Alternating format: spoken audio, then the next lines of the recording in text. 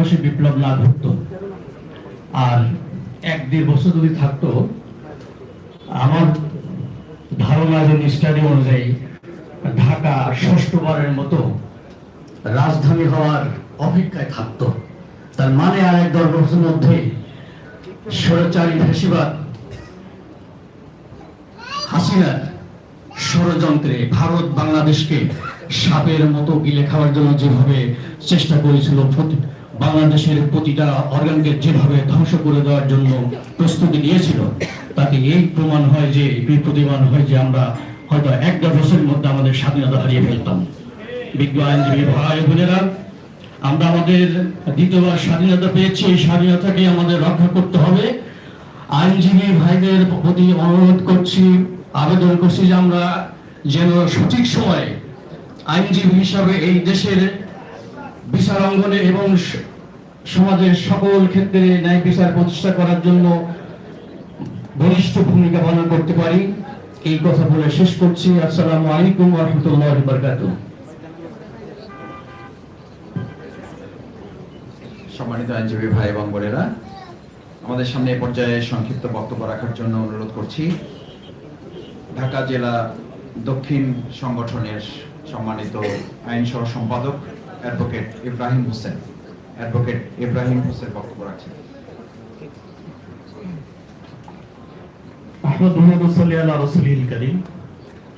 আল্লাহ দিন প্রতিষ্ঠার প্রত্যয়দীপ্ত কাফেলা বাংলাদেশ জামাত ইসলামী ঢাকা মহানগরী দক্ষিণ কর্তৃক আয়োজিত আজকের আইনজীবী সমাবেশে উপস্থিত সম্মানিত সভাপতি, প্রাণের স্পন্দন বাংলাদেশ ইসলামী ছাত্র শিবিরের সাবেক কেন্দ্রীয় সভাপতি জনাব নুরুল ইসলাম বুলবুল, উপস্থিত অন্যান্য নেতৃবৃন্দ, সাংবাদিক বন্ধুগণ এবং আইনজীবী ভাই বোনেরা, আসসালামু আলাইকুম ওয়া রাহমাতুল্লাহি ওয়া বারাকাতুহু।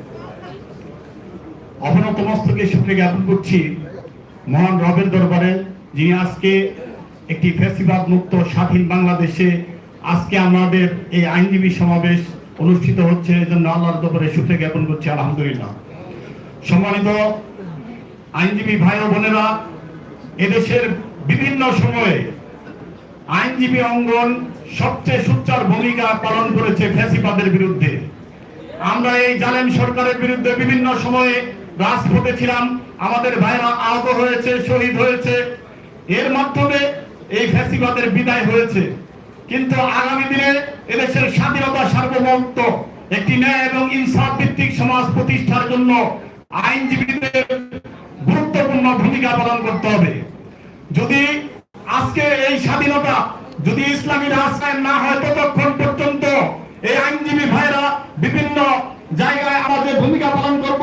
সেখানে কোনো রক্ত চক্ষুকে উপেক্ষা করে আমরা আমাদের দ্বীন ইসলামকে প্রতিষ্ঠার জন্য আল কোরআন এবং সুন্নাহ ভিত্তিক যতক্ষণ পর্যন্ত রাষ্ট্র ব্যবস্থা কায়েম না হবে, ততক্ষণ পর্যন্ত আইনজীবী ভাইরা রাজপথ সহ সকল জায়গায় গুরুত্বপূর্ণ আমরা ভূমিকা পালন করব। আমরা নিজেদের জীবন দিয়ে হলেও এদেশে ইসলামী রাজ কায়েম করার জন্য সর্বাত্মক ভূমিকা পালন করব। সকল আইনজীবীকে সর্বাত্মক ভূমিকা পালন করার জন্য দ্বীনি আন্দোলনকে বিজয় করার উদাত্ত আহ্বান রেখে আমি আমার কথা শেষ করছি। ওমা তাওফীকি ইল্লা বিল্লাহ। আসসালামু আলাইকুম। সম্মানিত আইনজীবী ভাই এবং বোনেরা, আমরা বেশ কতক্ষণ ধরে আলোচনা শুনেছি। এ পর্যায়ে আমাদের সামনে একটি ইসলামী সঙ্গীত পরিবেশন করছেন অ্যাডভোকেট ফাতুল বারী।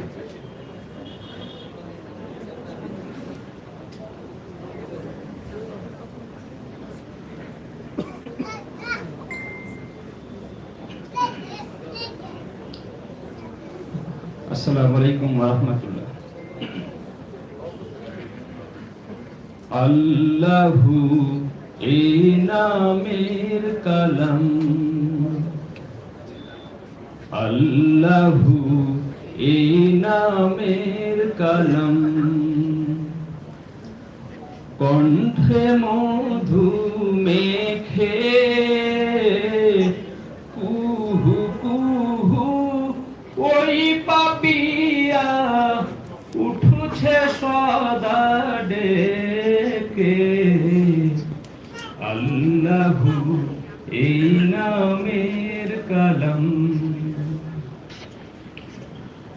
গ্রহ রবি দিশে হা